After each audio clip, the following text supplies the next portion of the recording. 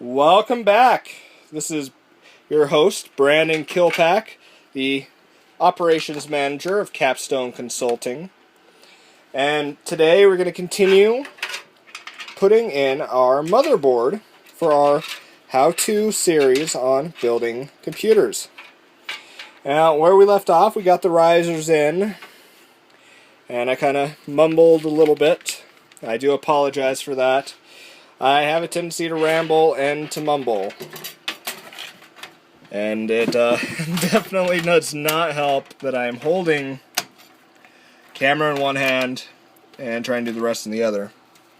And as you can see, shame on me, I was not grounded at the time. Now I am grounded. And we are just getting this inserted.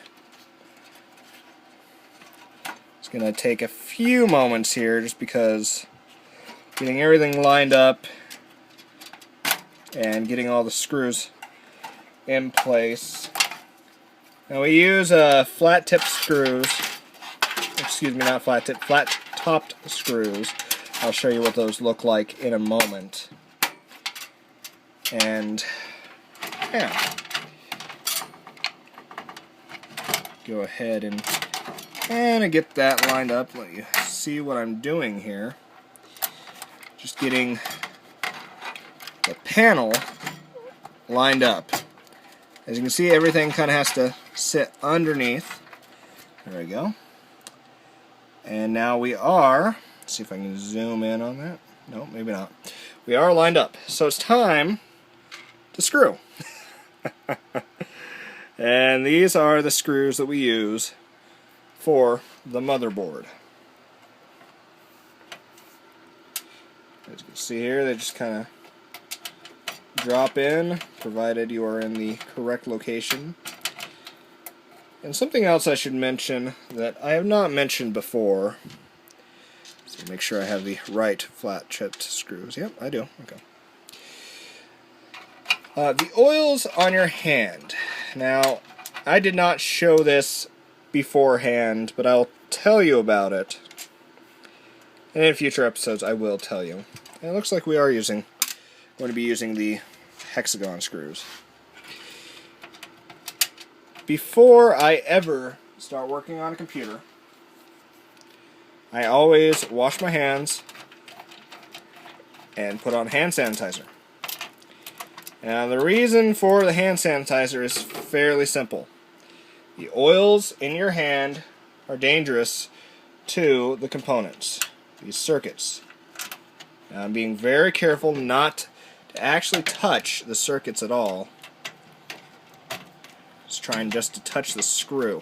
I mean, if you touch the circuit every now and then, I mean, you're not going to destroy it, provided you don't have any static electricity running through you. But it's very good practice to not touch it at all.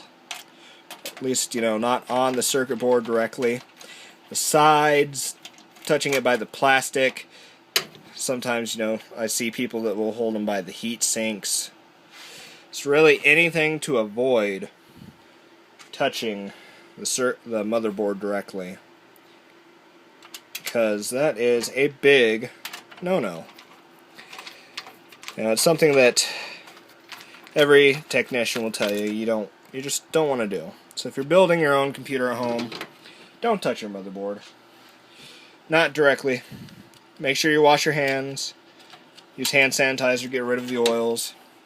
Same when you're handling the RAM, which, I'll show you how to seat the RAM, make sure it's seated. But you don't want to touch the circuit part that goes into the channel. So once again, the oils can corrode, really mess it up.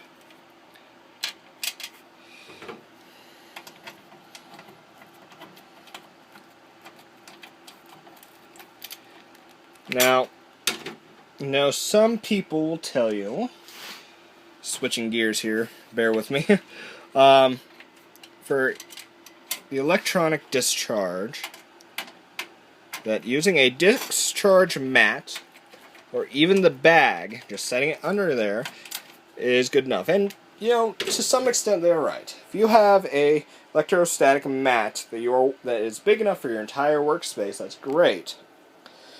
It is still good practice to ground yourself. Make sure everything is good. Now, as you can see, motherboard is in there now. Everything is alright. And for our next video, I'll be showing you how to install the Intel i5 core processor. That's going to go right here. So I thank you. Like I said at the beginning, this video is going to be a little shorter because it's just a continuation of the last video. But once again, this is Brandon Kilpack, the manager of operations for Capstone Consulting, and your host for the how-to videos. Once again, is how to build your own computer. I hope you enjoyed it. Please like us, comment, subscribe, and if you have time, visit our website at www.capstoneconsultinggj.com, and I'll be sure to leave that website in the description. Thank you. You guys are always great. Have a great day.